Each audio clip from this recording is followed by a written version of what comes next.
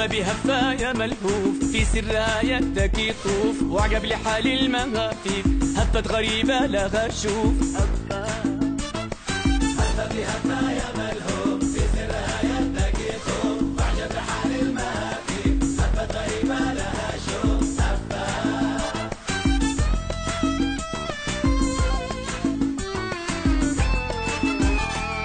في غيركم ألف هفة يحتاجها الطب وصفة، في غيركم ألف هفة يحتاجها الطب وصفة، حكمة بسيطة تصحي باقي البشر بحلى طرطة.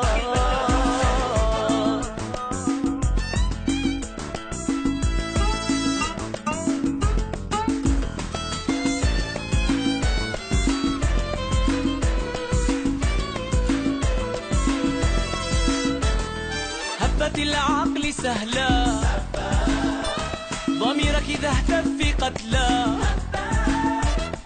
هفة العقل سهلة، ضميرك إذا اهتف في قتلى،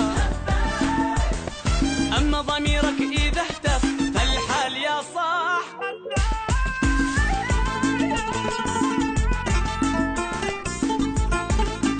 أنا يا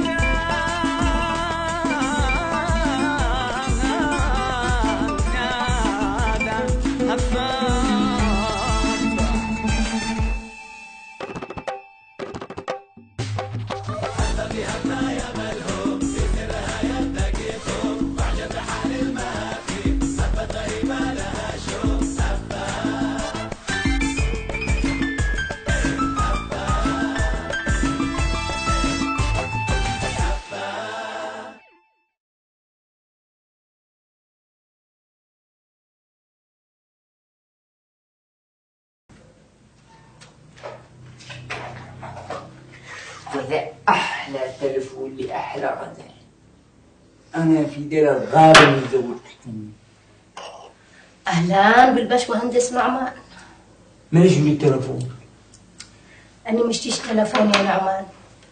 أني مرة مانيش حق تلفونات ومن زمان عايشة بدون تلفون. بعدين أخاف تكون مخبى في مكان يا نعمان. وأني مرة أخاف عليك وكثيرة القلق، أقوم أتصل وأفضحك. وأنت إنسان هذه الأيام عندك مسؤوليات، إنسان مستهدف ولك خصوصيات، وأنا بصراحة مش شي زيك. حلو، هذه هي، وعلشان كذا أروح أرجع التلفون. السلام.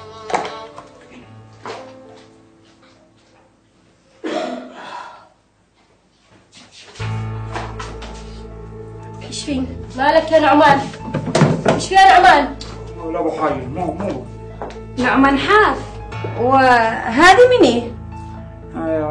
هذه زميلتي. زميلتك تشتغلوا الاثنين داخل تلبوا فيها؟ ها مو يزعم خلاص لقى اجتمعوا الزميل وزميله، خلاص قاموا مزوجين بس زملاء بالعمل. عادي هني ما كان عملي صح. صحيح بالله فرضان انا فقط تاكس معي زبونه خلاص طاحين زوجتين.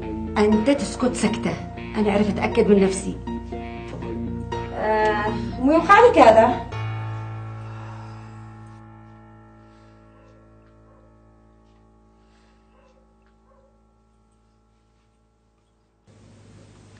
زميلك. زميلك؟ بس لا تفكري تحسب انه زوجي. ها أني الفتل ده مالو ده؟ أصا أني الزوج ده مالو ده؟ أصا بالله راضي ذمتك ودينك ده إيش في بوي عقب؟ خلاص يا اختي سامحيني المعذره منك، انا كنت فاهمه غلط. يلا مع السلامه. مع السلامه. هي تأكدت يعني؟ ها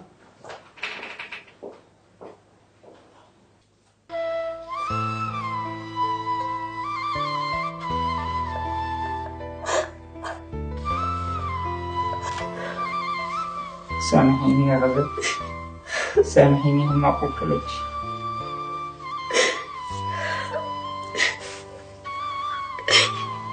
قل لي أمين ليش ما تقولي لي؟ قل لك؟ ليش أقول لك؟ أنت خبيت علي، ليش خبيت علي؟ أنا اللي كنت أقول لك دور لي على بزوجتك يا نعمان، أنا اللي كنت دائما أشتيك تفرح، أشتي ربنا يأمنك بأولادك، تخبي علي يعني يا نعمان؟ ليش؟ ليش؟ عمان أنا ضحيت بعمري عشانك معك. نعمان أنا من غيرك ما ليش حياة، أنا دريني في معك أسرة تانية، يعني غزال هلا ما هلش غزال أنت بتعيش ولك حياة غيري، أنا ماليش حياة غيرك يا نعمان، هو تخبي عليها، حرام عليك يا نعمان. يا غزال أنا خفت عليك يعني لا تزعل. أنا فرحانة لك وأدعي لك الله يسعدك، بس ما كانش لازم تخبي عليها يا نعمان، والله ما كان لازم تخبي عليها يا نعمان.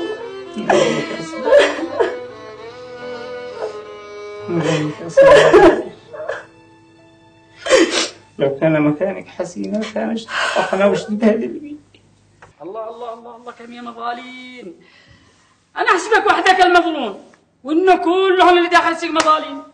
ما يا مظالين، هذا اكبر ظالم، هذا انتبهوا له، لا تخرج لعنده، هذا تستساد، هذا تنطبق في العباره اللي تقول انتعد على الناقله 100 قدم، سريع الاستيعاب. هذا هذا قتل امه. اعوذ بالله. هذا ايوه هذا كل ما يشغلوا ينفذوا عليه حكم الاعداء، يقتل واحد في السجن ويرجعوا عليه المحاكمه من جديد. هذا مالكم خلوني حالي. سمعتون صوت؟ سمعتون؟ سمعت صوت قاهر. سمعتون؟ ايوه والله سمعت صوت قاهر. منين قال؟ هذا والله انه بلع قاهر. الحق انه حرم انه بلع قاهر. بلع امه عاد عايش. الحق انه الله المستعان يا حسينة، تشكي لي ان انا تزوجته عليك؟ لا مش قصدي، بس لأنني شفته الدبلة بيدك. ها الدبلة صح. هذه هي اصلا حق واحد زبون عنده فلوس لي طرحها عندي له بس. ايوه. طيب ممكن أسألك سؤال؟ عادي اسألي حتى 200,000 سؤال. تذكر عبود اللي كلمتني عنه؟ ايش تعرف متى تعافى؟ ايوه قولي اول ما بدأ يدينا عبد المنعم وعبود تعافي. ايوه عبد المنعم مات والمدير وظف عبود احتراما لعبد المنعم. طيب ذا الحين اين هو؟ انت ليه تسألي الأسئلة دي؟ خلاص حبيبي عطفتي الأداة طرحتين بالدولاب. ايوه الحمد لله كملتوا يمه. هيا الله يحفظك أنا شاقوم لي. لا حسينة حسينة حسينة بلا ما اشتقتي لي. اصلا ما صليش.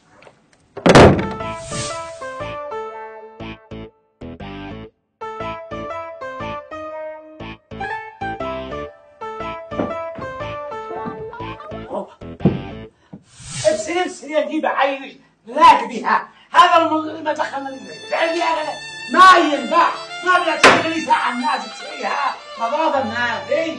انا راح تعلمي من يوم العمر هذا.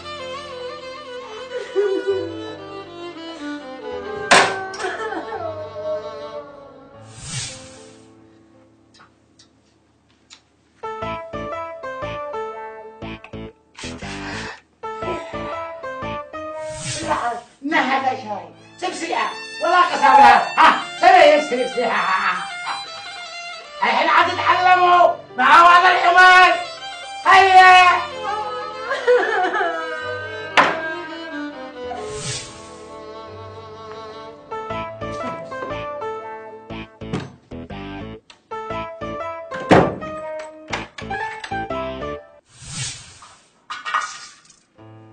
كده انا منتظر للصبح لي ساعة وفوقي بتصلح الغد، انما هو هذا اي حين حتشتغلي ساعة الناس قالنا نقيلها.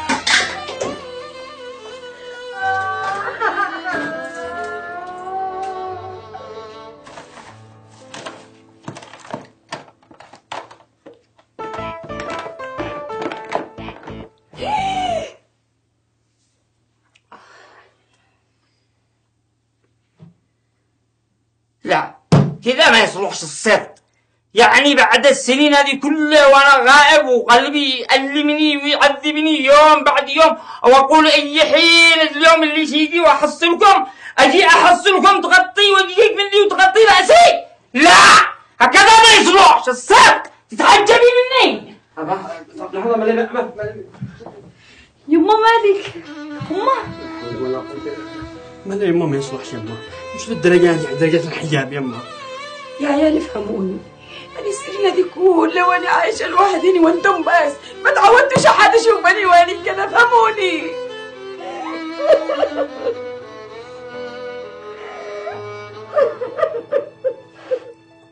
ما هو هذا العمل؟ أين النظافة؟ بالله عاش هذا نظيف، حتى هذا بتعمل لي الكبتشينو في هذا الوسخ، عشي نظافة. مو بين الصيح أصح؟ مو بين الصيح فوق. أصيح فوقه وفوق 10 من أمثالك. كذاب يعفاك، أنا شوريك من أنت ومن نعمان. يا بصري يا بصري ضحكتني. من هو نعمان؟ وانتم ما معكم هنا والحلق والحوار، معكم عمل ولا لا؟ يلا كل واحد مكتبه ولا قص قص. لا خليهم انا بحاجتهم علشان يشهدوني ان انا شوريك من انت ومن المهندس نعمان. بصري بتوجي علي. قال المهندس نعمان، عندي نعمان المقهوي وحتبقى مقهوي طول عمرك.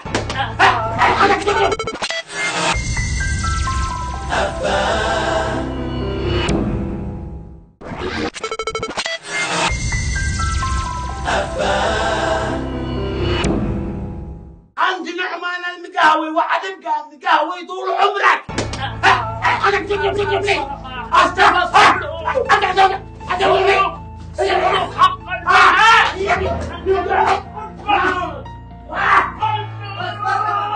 وزت تطلع بعدين للمكتب حق المدير تلطم لي مسي على نفسك. نملتم صوت بول 6 أصابع. 6 أصابع يا مجنون، 6 أصابع. ايوه 6 أصابع. ليش؟ السادسة يقول لي مطرق حتى اسمع يا مدير، نعمان هذا لازم يفصل من المساحة. ايوه قل كيف نفسك، حكمك على نفسك يفصل. امين يفصل. لا يا نعمان هذا الكلام ما يصلحش، مش هكذا. كيف ما يصلحش؟ لا يصلح و60 يصلح. اسمع كما انت عارف الذاكرة مو بينه، انت وهم بالذاكرة كما نسخة 1000 نسخة ونزلها بالانستغرام والواتس والفيس بالفيس بالسين بالصاد ولا كما قال الخبير. يا رب شاد مش وقت الزب داحي. خلاص يا نعمان خلاص احنا عن نشوف حل هذا الموضوع. انت يلا ما أظن حل. يفصل يعني يفصل. احنا نتفاهم ولا يهمك. اتفاهم ولا تشغلوني. خاتمكم يا نعمان لحظة معاول. ها لا يلطم لي ويزيد يفصلوا لي. ها ايوه اها شفت غداك، شفت غدا المين، شفت غدا المجرمين، ونغني المين ونمين ونمين ونغني المين يا حمام، ونغني المين يا حمام. مع السلامة يا عبد الرحمن. يلا حق عبد الرحمن معك فراق، اخرج. اخرج. ايوه اخرج.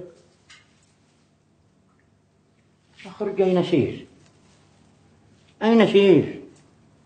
لي 35 سنة داخل السجن، دخلت عمري 20 سنة، قتلت خطأ، مات أبي، مات أمي، وهم بيدوروا لي الدية، خطيبتي تزوجت، أين أسير؟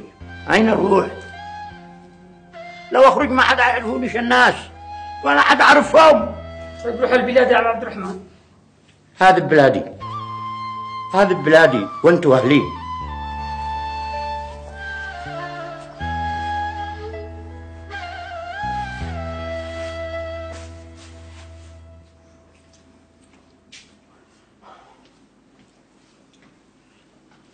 والله يا نعمان والله ان قلبي مقبور منك لما السماء. الله يحفظك ويطول بعمرك ولا يحرمني منك ابدا. اسمعي معوج لسونا معوج رقدة، انتي معوج ليك رقدة، انتي ما ترقدي الا بالعزبة. تمام ما عاوز رقدانه.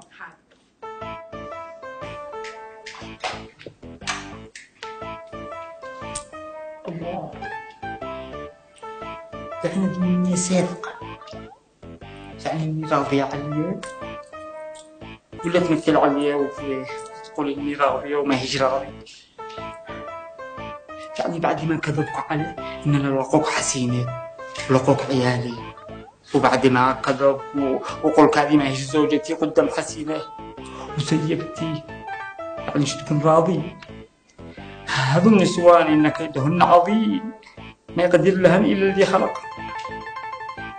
الله قد تسرح تقول وتهدر وتقول من الذاكرة ما هلاش اش تفضحنا. لا لا لا هذه مسكينة حرام الرحم ما هيش زوجتي حسينة قلب أسود. أيوة أسود فاتح مدري مغلق. يا دجاجة عمتي برخشينك برخشي يا دجاجة عمتي برخشينك برخشي يا دجاجة عمتي برخشينك برخشي يا دجاجة عمتي برخشينك برخشي يا دجاجة عمتي برخشينك برخشي. وانت من قال لك تحتك كمان؟ مش قلنا لك من قبل لا تحتك بنعمان هذا نهائيا؟ انت عارف ايش بيده ضدنا؟ احنا لازم ننفذ كل طلباته. كلام كامل صح، لانها بطش فيها روسنا يا حبيبي. مش روسنا وبس، هذه فيها رؤوس ناس كبار. يعني انا معمل الان يا مدير، معمل الان اعتبر نفسك في اجازه من اليوم. صح. وهنقول لهم انك مفصول لما نشوف لنا الصرفه مع هذا العمر. وانت طبعا ما تقلقش. صح، ولا تقلق من حاجه، خليك في البيت جالس وكل شيء حيجي له عندك. انسان عمنا هذا انسان نهائيا. والله ما اشفق عليه ولا حاجه، احسن حاجه انهم فصلوه وخارجونا من الاقساط. امين فصل عنا يعني ما نسمعش امين هذا يصيح يا نعمان. احسن حاجه انهم فصلوا امين. ايوه والله احسن، كان وسخ وعانى بيجلس هوزادي وهوزادي عملت حياه. ايوه صح.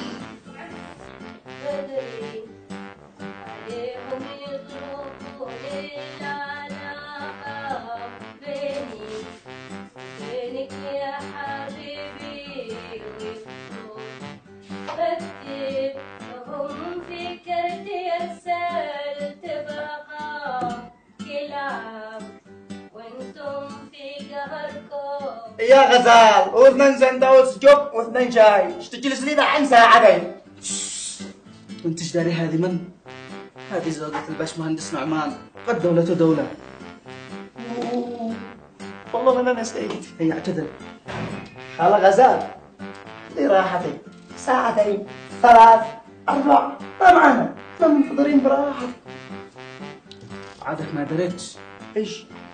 ان التغيير اللي فيه نعمان هذه الايام يؤكد كلام الدكتورة صباح وعبود انه باعهم وباع الذاكرة للمدير. الحين كيف؟ لا حصلوا ذاكرة ولا مسكوا شاحب قدافتك عبود، يعني جلست طول عمرك وانت داخل السجن. أنت قلت إنه معك عرس، أنت أول وشاذا ساعة المتاعب غير بوري.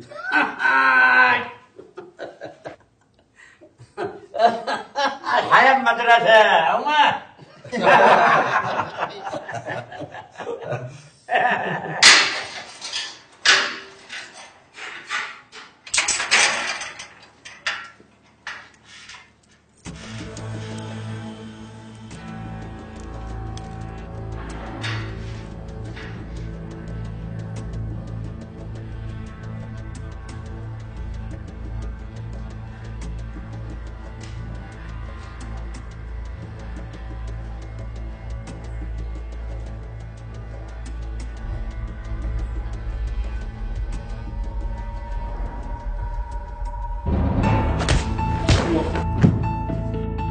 هذا شو يقول؟ يقول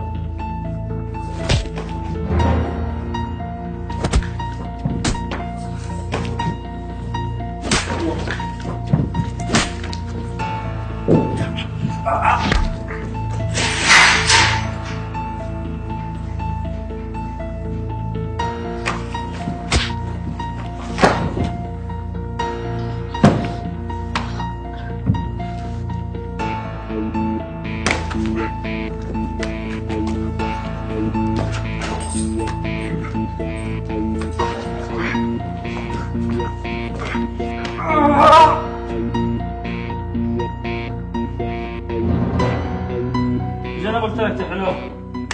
منو ذا اللي دخل السقعة عامل نفسه طيطة ونص؟ ها؟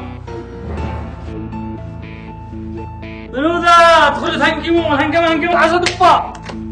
مش دبا. عبود شاحب. عبود شنو؟ انا تو شاحب يا عبود. انا تو شاحب لك، انا قلت لي قلطه ولا دوي شاحب. كيف حالك؟ والله شاحب. انزل على السلامة. اعمل لك شوط والشباب زين تعمل لك شوط على حسابي. طب ولا شيء يا ولد شوطوا بشواط بس هذه المره شوط بها. الله يشبعك. ايش؟ لا لا لا بجد؟ اللهم لك الحمد. خلاص انا بروح الان ابشرها بيومي. يلا مع السلامه. ما شاحب سلم نفسه وعبد بيخرج من السجن. مبروك يا حبيبي مبروك.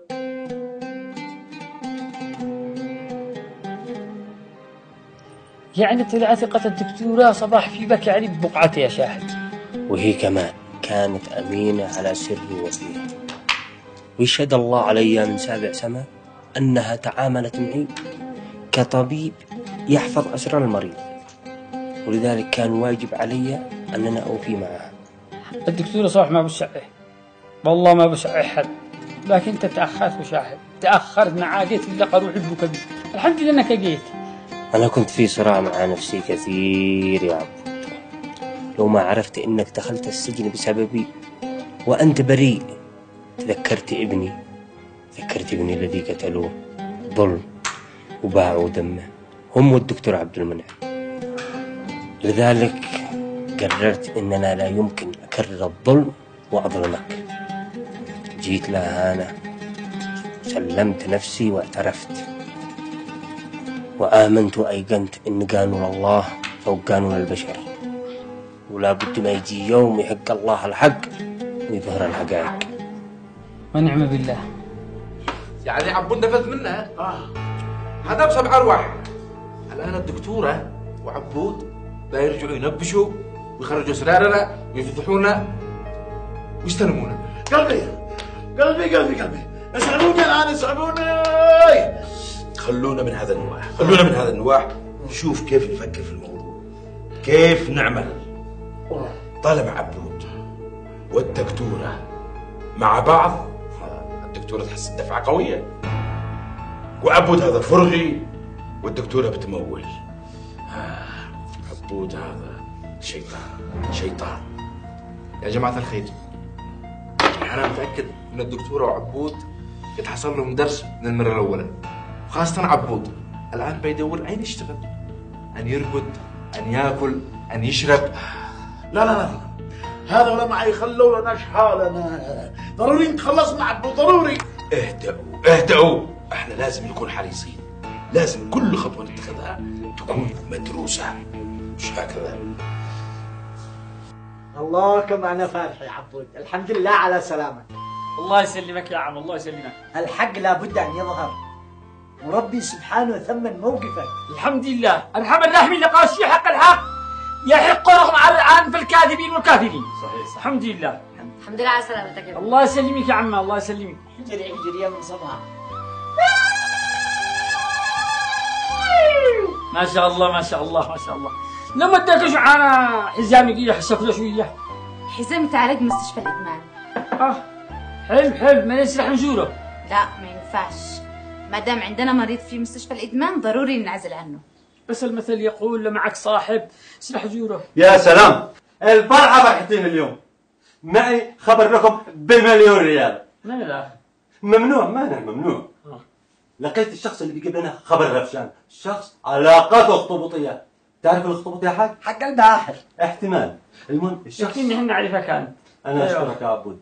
الشخص هذا علاقاته يعني بالسفارات، بالوزارات، بالقنصليات. بالله عليك. والله المهم الشخص هذا بيوصل لنا خبر رفشان والشهادة المزورة. حلو. لازم نشوفه ونقابله بأقرب وقت.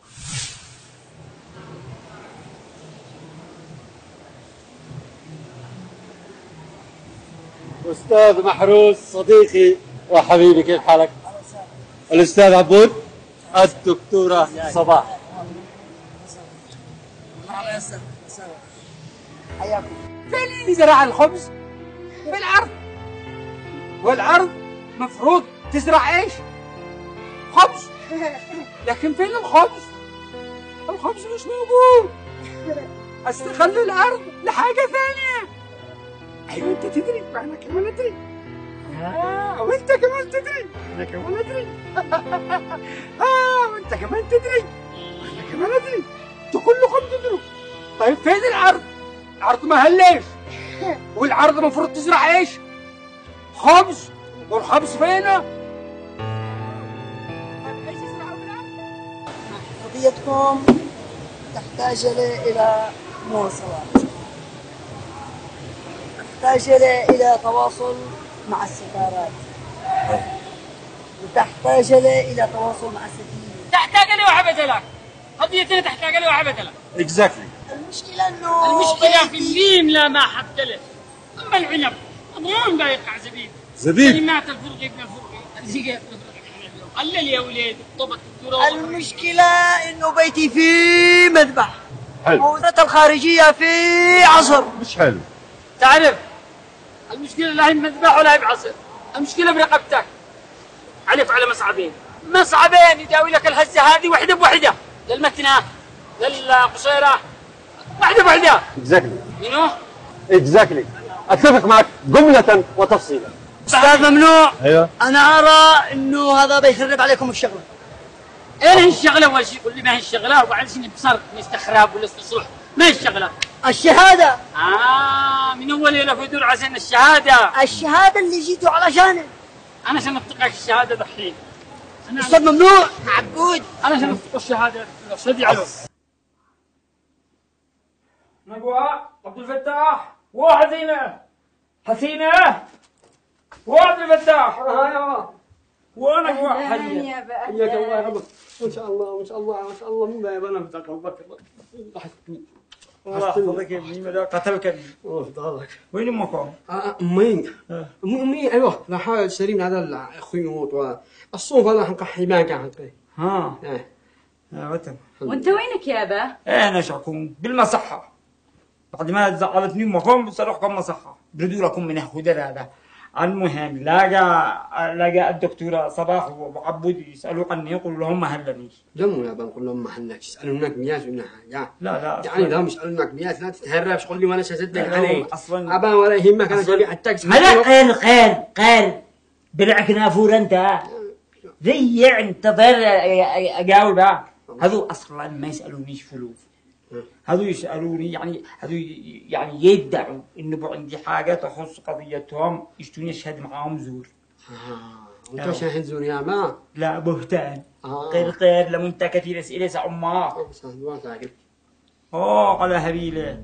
ودحين لما خرج عبود من السجن شلتقي بمن بالدكتورة صباح وهذوم الاثنين لقد اجتمعوا ما معهم الا نعمان يضجوا يدوروه. ايوه. وعبود يجلس مع هذه الدكتورة؟ واصل هو مع الدكتورة ما يفترقوا. وين يجلس هو وياها؟ عندكم بالمصحة؟ لا هذا معاهم مركزنا الأمراض النفسية قد فتحونا بالشارع 23. فين عيادة الدكتورة صباح؟ هنا مش أي خدمات. طيب لحظة هلا سمحتي انتظري شوي. نجوى. ايوه نجوى. لو سمحتي يا فلان لو في حد بيدخل العياده ولا بيجي لعندي لا تخليش يدخل حتى وان كانت رانيا. طيب حاضر. يلا شكرا. تفضلي انت.